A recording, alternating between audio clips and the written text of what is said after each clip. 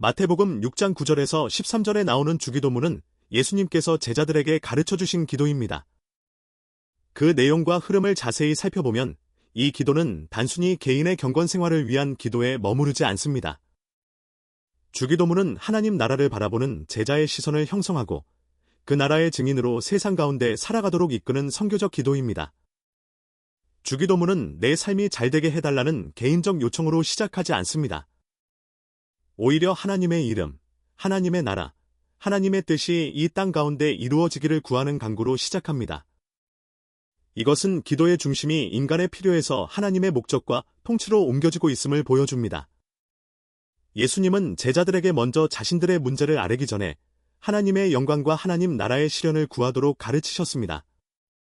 바로 이 점에서 주기도문은 선교적 방향성을 지닌 기도입니다.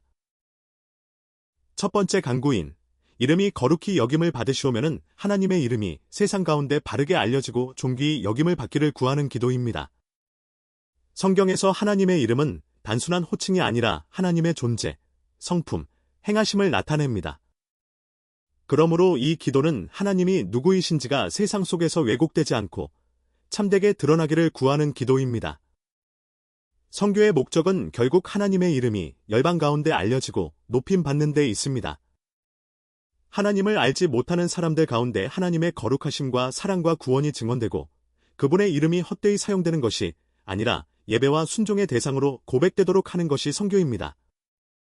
따라서 이름이 거룩히 여김을 받으시오며라는 간구는 선교의 궁극적 목적을 기도의 언어로 표현한 것입니다.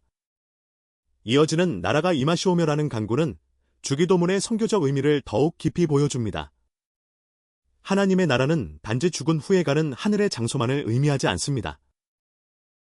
하나님의 나라는 하나님의 통치가 드러나는 현실입니다. 예수님께서 하나님의 나라가 가까이 왔다고 선포하셨을 때 그것은 하나님의 다스림이 예수님 안에서 이미 이 땅 가운데 시작되었다는 선언이었습니다. 그러므로 나라가 임하시오며라고 기도하는 것은 하나님의 통치가 오늘 이 세상 가운데 더 깊이 드러나기를 구하는 것입니다. 죄와 불의함, 억압과 소외, 분열과 죽음이 지배하는 현실 속에서 하나님의 정의와 평화, 용서와 회복, 생명과 사랑이 나타나기를 바라는 기도입니다. 선교란 바로 이 하나님 나라의 현실을 말과 삶으로 증언하는 일입니다. 복음은 단지 개인의 영혼만을 다루는 소식이 아니라 하나님께서 이 세상을 포기하지 않으시고 그리스도 안에서 새롭게 하신다는 하나님 나라의 소식입니다. 뜻이 하늘에서 이루어진 것 같이 땅에서도 이루어지이다라는 간구 역시 선교적 삶의 방향을 분명히 제시합니다. 하나님의 뜻은 하늘에서 온전하게 이루어집니다. 그러나 이 땅의 현실은 아직 하나님의 뜻과 어긋난 모습으로 가득합니다. 그래서 제자는 이 기도를 드리며 단지 하나님의 뜻이 이루어지기를 말로만 구하는 것이 아니라 자신의 삶을 그 뜻에 내어드리는 자리로 나아가게 됩니다. 이 기도는 현실을 피하는 기도가 아닙니다. 오히려 하나님의 뜻이 아직 온전히 드러나지 않은 세상 한가운데로 들어가게 하는 기도입니다. 선교는 하나님의 뜻이 교회 안에서만 머무르지 않고 가정과 일터, 사회와 민족, 열방 가운데 드러나도록 참여하는 삶입니다. 그러므로 땅에서도 이루어지이다라는 고백은 제자가 세상과 단절된 신앙인이 아니라 세상 속에서 하나님의 뜻을 살아내는 증인으로 부름받았음을 보여줍니다. 주기도문의 후반부에 나오는 오늘 우리에게 일용할 양식을 주시옵고라는 간구도 선교와 무관하지 않습니다. 일용할 양식을 구하는 기도는 인간이 하나님의 공급하심 없이는 살 수 없는 존재임을 고백하게 합니다.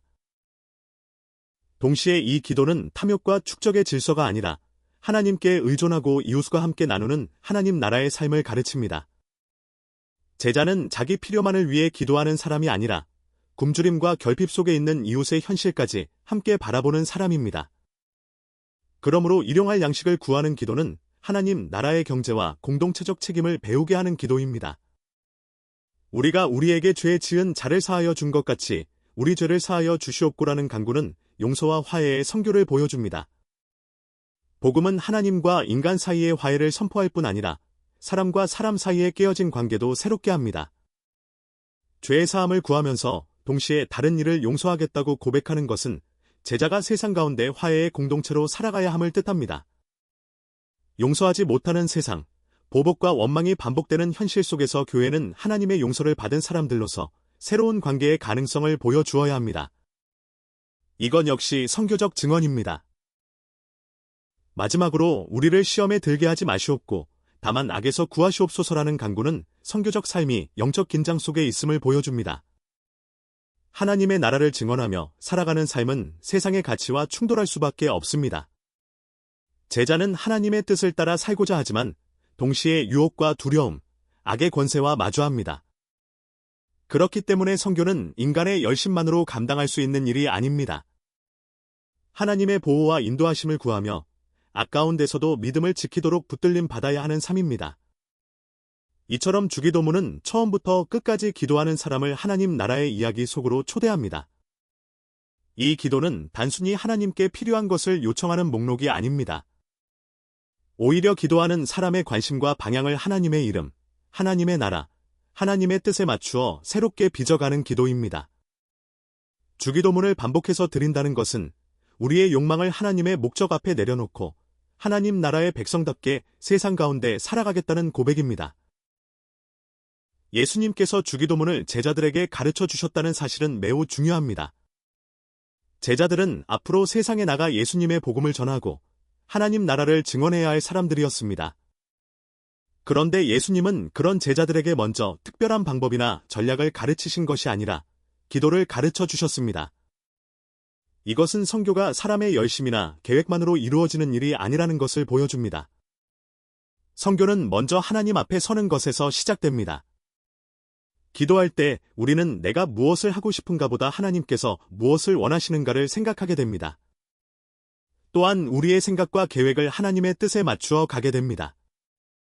기도가 없으면 선교는 쉽게 사람 중심의 일이 될 수 있습니다. 열심히 일하고 많은 활동을 해도 하나님의 마음을 놓칠 수 있습니다. 그러나 주기도문은 선교의 중심이 하나님께 있음을 가르쳐 줍니다. 하나님의 이름이 높임을 받고 하나님의 나라가 이 땅에 드러나며 하나님의 뜻이 우리의 삶과 세상 가운데 이루어지는 것이 선교의 목적입니다. 그래서 기도는 선교를 시작하기 전에 잠시 하는 준비 정도가 아닙니다. 기도는 선교의 방향을 바로잡아 줍니다. 기도는 우리의 마음을 하나님의 마음에 맞추어 줍니다. 그리고 우리가 지치지 않고 하나님의 일을 감당할 수 있도록 힘을 얻게 합니다. 결국 주기도문은 개인의 경건을 위한 기도일 뿐 아니라 우리를 선교적인 사람으로 만들어가는 기도입니다. 이 기도를 드린다는 것은 하나님의 이름이 세상 가운데 높임 받기를 바라고 하나님의 나라가 이 땅에 드러나기를 소망하며 하나님의 뜻이 우리의 삶을 통해 이루어지도록 나를 하나님께 드리겠다는 고백입니다. 그러므로 주기도문은 제자들에게 주어진 모범 기도이면서 동시에 하나님 나라를 기다리는 사람들을 세상으로 보내는 선교적 기도입니다. 교회와 성도는 이 기도를 드리며 하나님의 이름을 전하고 하나님 나라의 삶을 살아가며 하나님의 뜻에 순종하는 선교적 삶으로 부름받습니다.